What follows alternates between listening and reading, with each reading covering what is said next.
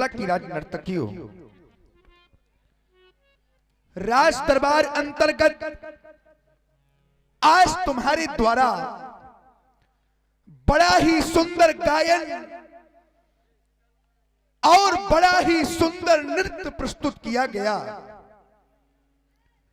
तुम्हारे नृत्य को देख करके और तुम्हारे गायन को सुन करके ये समस्त राज दरबारी, ये सभी प्रजापुरवासी मंत्र मुग्ध हो गए। हमने भी देखा तुम्हारा वो नृत्य और सुना तुम्हारा वो गायन। तत्पश्चात तो इस निर्णय पर पहुंचे कि तुम मिथिला की ही नहीं, तुम मिथिला की ही नहीं अपितु समस्त आर्यावर्त की एक श्रेष्ठ नर्तिका हो, एक कुशल गायिका हो। धन्य है तुम्हारा जीवन और प्रशंसनीय है यह तुम्हारी कला।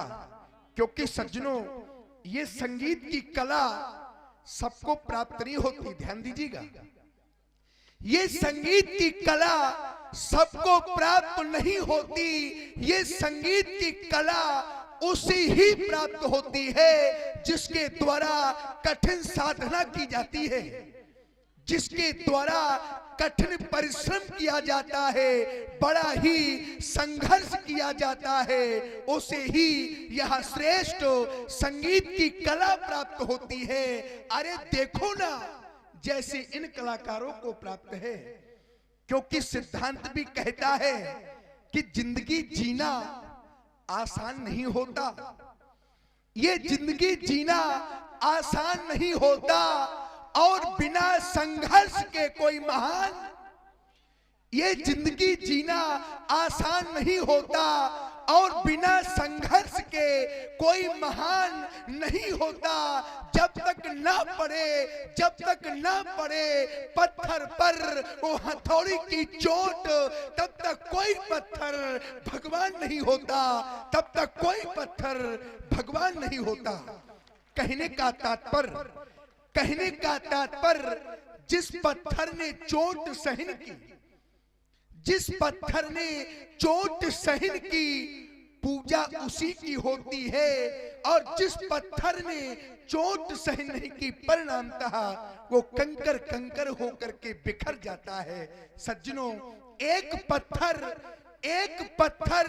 चोट खाकर कंकर कंकर हो गया और एक पत्थर चोट सहकर वो तो शंकर हो गया। और जीवन में श्रवण कर रहे हैं आप लोग विदेहराज जी की वाणी को, प्रभावित हुए हमारे आदरणीय मनीष कुमार त्रिपाठी जी, उनकी ओर से यह 51 रुपए प्रदान किए गए हैं सुंदर वाणी पर। बहुत बहुत धन्यवाद। जिसने जीवन में संघर्ष कर लिया, जिसने जीवन में संघर्ष कर लिया वो तो निखर जाता है, और जिसने संघर्ष नहीं किया वो एक ना एक दिन परास्त होकर के पृथ्वी पर बिखर जाता है। जाओ, जाकर विश्राम करो। सुना आप लोगों ने सुंदर संगीत और देखा नृत्य, लेकिन एक प्रश्न आया कि संगीत का प्रादुर्भाव कहां से हुआ, संगीत की उत्पत्ति कहां से हुई। तो व्यास जी विद्वानों ने बताया कि सामवेद के उपवेद और गंधर्व वेद के अंतर्गत संगीत की व्याख्या लिखी गई। लिखा गया गानम वाद्यम चा नृत्यम त्रियम संगीत मुच्यते।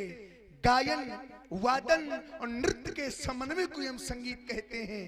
अनेक कवियों ने लिखा कि निभाए साथ विपदा में उसी ही मीत कहते हैं। जो विपत्ति में काम आवे सज्जनों, समझ लेना कि वही हमारा परम मित्र है। बाकी बनावटी मित्र तो बहुत मिला करते हैं। निभाए साथ विपदा में उसी ही मीत कहते हैं।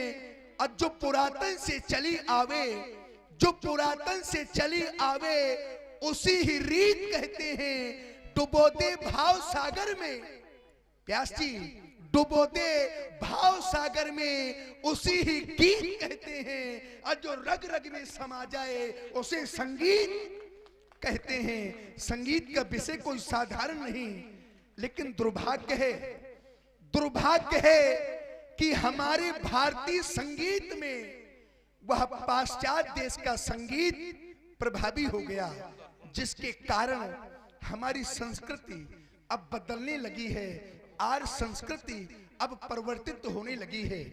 मर्यादा पुरुषोत्तम प्रभु श्री राम जी की लीला में जो देखना चाहिए अवश्य देखिए, देखन जोगू जो देखना चाहिए आज का व्यक्ति, आज की समाज वो नहीं देखना चाहती, और जो नहीं देखना चाहिए वो देखना चाहती है। कारण है वो पाश्चात्य देश की सभ्यता जो हमें प्रभावित कर रही है। संभाले व्यास जी भैरवी।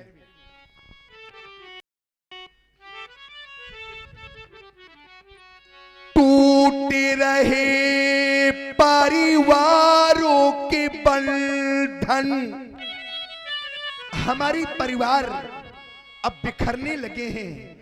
आपसी संबंध, जो संबंध बहुत अच्छे हैं, अब वो संबंध भी टूटने लगे हैं। उसका कारण है कि आज का लोग समझते कम है और समझाते ज्यादा हैं।